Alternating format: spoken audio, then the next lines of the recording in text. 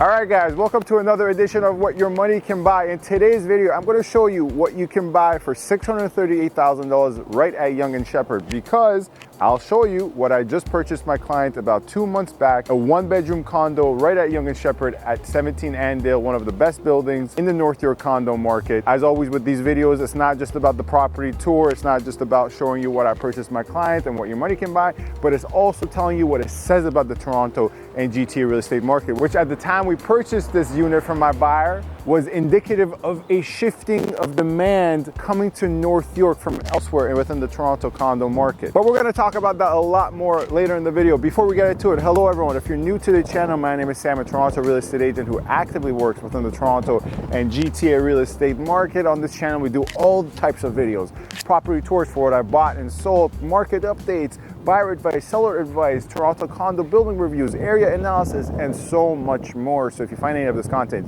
enjoyable or informative, subscribe and follow. Lastly, it's easier than ever to get in touch with me with regards to any buying or selling inquiries. You can find the link to get in touch to book an appointment with me in the description box. Enough of all that, let's get to the video. All right guys, now we're upstairs. We're going to start the tour with my back against the door. As you will see, this is the definition of a starter condo, right? The perfect choice for a beginner home buyer or first-time home buyer who's just entering the market with special emphasis placed on location, which I will get to in a sec. But as I mentioned downstairs, this unit, we purchased it for $638,000. To quickly give you a spec, comes with a locker and a parking spot, which at Yonge and Sheppard, the most major intersection of North York, much like Yonge Eglinton and the major intersections of downtown as well, is a very scarce commodity, right? Parking is becoming very scarce. The unit is 1 bedroom, 1 washroom, so kind of a break away from the 1+1s we've been talking about and I've been showing you and I've been buying. And in terms of square footage, the interior square footage is about 590 square feet. So those are the specs on the property. I'll talk about the building a bit more as we go along. But the unit itself is very modest, right? So this is the entry corridor. This is the closet, the coat closet. To my right is going to be the washroom and the washer and dryer.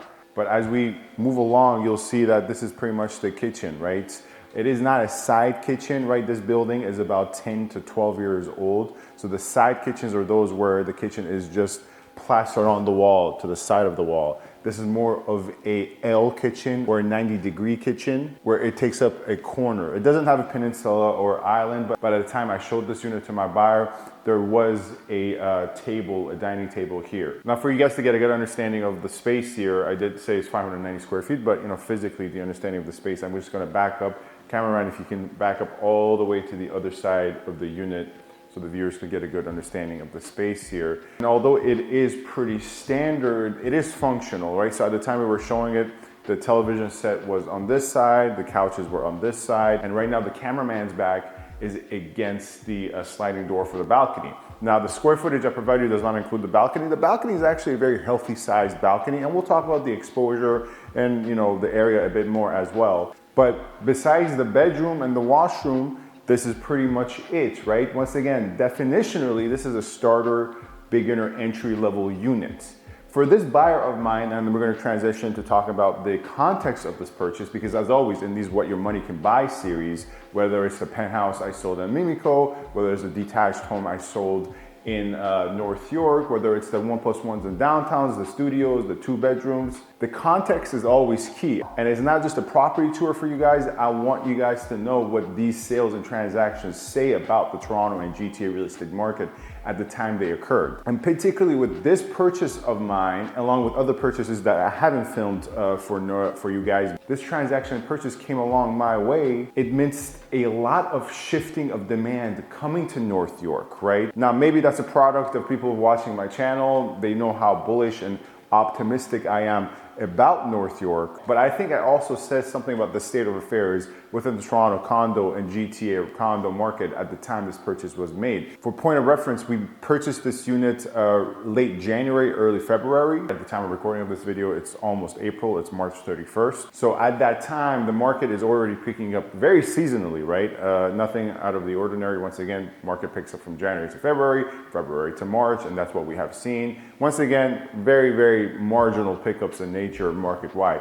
Nonetheless though, The seasonal trend is occurring anyways GTA wide, but while that is happening, I saw North York start to outperform and outpace downtown by comparison. And I believe I made a video as well detailing that, about how North York is outperforming downtown. Now I'll touch on that a bit more. Let's, cameraman, follow me to the bedroom so the viewers can see the bedroom and you get a little bit better understanding of the space as well. Now my back is into the bedroom, and as we walk in, once again, really a modest sized bedroom. A queen can fit. At the time we were viewing this for sale, there was a queen bed here, and then there was a work desk there, which I recommend against, because when you put your work desk there, kind of blocks some natural light that would come into the bedroom. Now, as to why demand shifted to North York, especially in February and March, and why North York started to outperform downtown, as evident from my demand, what I'm seeing working with buyers and sellers, right? The viewings I'm getting on my listings for sale,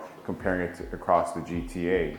I would have to say for condos particularly is because condos such as this 17 Andale, and this is where we can transition to talk about the building quality as well. Condos in North York, whether on the pricier side, so $1,000, $1,100 per square foot, or on the cheaper side as low as, let's say, even $700 per square foot in some cases. Condos in North York are very residential and very family friendly. You obviously have buildings with students in them, and you do in some cases have buildings with short-term rentals as well, such as Airbnbs and such. However, for the most part, on average, the buildings are very, very residential and family friendly. Whether it's tenants or owners, once again, they either happen to be families or young working professional people. It's just a much more quieter lifestyle that's still not in the suburbs, right? You're only, let's be honest, like a 25 to 35 minute subway ride to downtown, depending on traffic. Sometimes you can be in downtown with the 404 and the DVP within 25 minutes, or if traffic is back, sometimes maybe 45 minutes. It's, on the subway line, very central. Everything you need, from yoga studios, grocery stores, entertainment, name it all, anything in between. So you have that perfect balance of being in the city, not feeling like you're in Narnia, but at the same time, having a somewhat quiet lifestyle. And that's why I think demand shifted, and that I think is the value proposition of condos in North York. Now, breaking down condos in North York a bit more, I would say this 17 Andale by Menkes is probably one of the best Toronto condos in North York.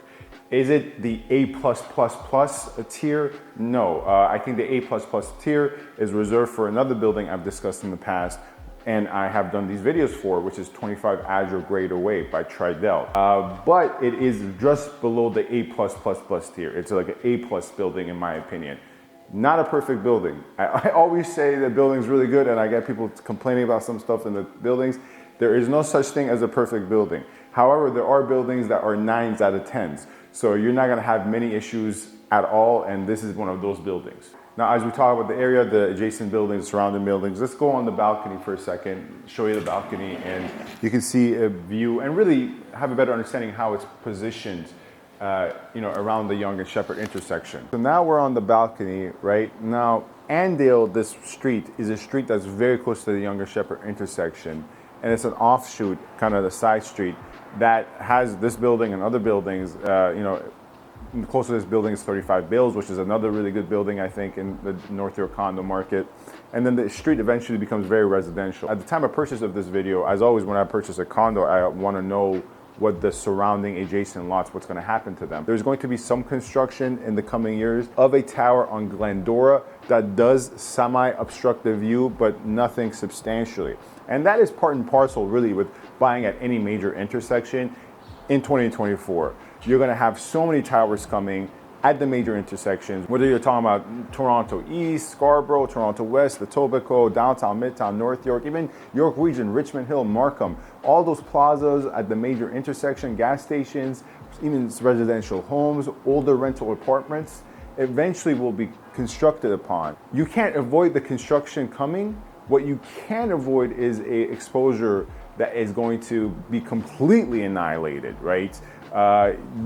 Those are the situations where you're going to do your best to avoid. But nonetheless, as you guys can see, the balcony is quite sizable, right? It's pretty big. I don't have the exact measurements, but if we were to include the balcony size, to the unit size would put it above 610 square feet for sure. And a little even more about the building, which I, by the way, touched upon in my best Toronto condo buildings video. 17 Andale is what I just talked about. Very family friendly, very residential. The lobby is beautiful. The amenities are just enough to make the condo fees worthwhile, but not crazy out of this world where you're gonna be looking at like, you know, $1.20 per square foot in the next 3 years. A lot of condos are actually headed that way. Those hotel style, those magnificent condos with like pet spas and car washes and 2 gyms, 1 outdoor pool, 1 indoor pool. Those condos, mainly predominant in downtown, are headed towards the dollar plus maintenance per square foot direction. Now, let me tell you a little bit more about the context of this specific transaction, obviously not revealing anything confidential, but just to get across the competition, as I mentioned, as a result of the aforementioned shifting of demand, right? This exact unit in downtown, when we're buying it, we were probably dealt with no competition. Downtown Toronto condo units, the average introductory beginner condo units, such as this one, a comparable one to this one, in downtown are collecting dust. They're having a hard time moving right now. North York, not the case. There's competition at the time we bought this unit, and there's still competition to this day because I just purchased a unit last week. And what am I talking about? Well, when we were purchasing this unit, there were competing offers. We were just one of 1 to 3 offers. And guess what? That is a very precarious situation because that can lead someone to overpay for a property, whether marginally or substantially, especially if they're very motivated to purchase that unit. So you always have to keep in mind, this is not the last unit for sale in the world, and that's why I always communicate across to my clients. Furthermore, you have to be able to leverage the pros and the strengths you have in order to make yourself stand out in the pack. And in this case, we managed to do that because this was an all-cash purchase. Now, I'm not going to go into the intricacies of how you go about that. Strategically, sometimes you could include a financing condition in your offer. Even you know you don't need the financing condition, just to have something to remove later to make the deal a little bit sweeter for the selling side. Stuff like that. Nonetheless, we were able to purchase this, having looked at the status as well beforehand, which is always key. Whenever you're looking to purchase a unit, always make sure your real estate agent is going to reach out to see if they have the status of certificate available prior to placing an offer. Status of certificate, once again, is like the bill of health of the condos, like the blood work. Gives you all the details with regards to the condo's financials, the management, if elections are coming up, any status of certificates, any lawsuits, who the energy provider is, everything and anything you can think of. All right, guys, that's another edition of what your money can buy within the Toronto real estate market. This time, once again, showing a 1-bedroom condo that we purchased in North York, right at Yonge and Sheppard. As always, for more content on the Toronto and GTA real estate market, videos like this, market stats, buyer advice, seller advice, subscribe for more, or you can get in touch with me. My link is in the description.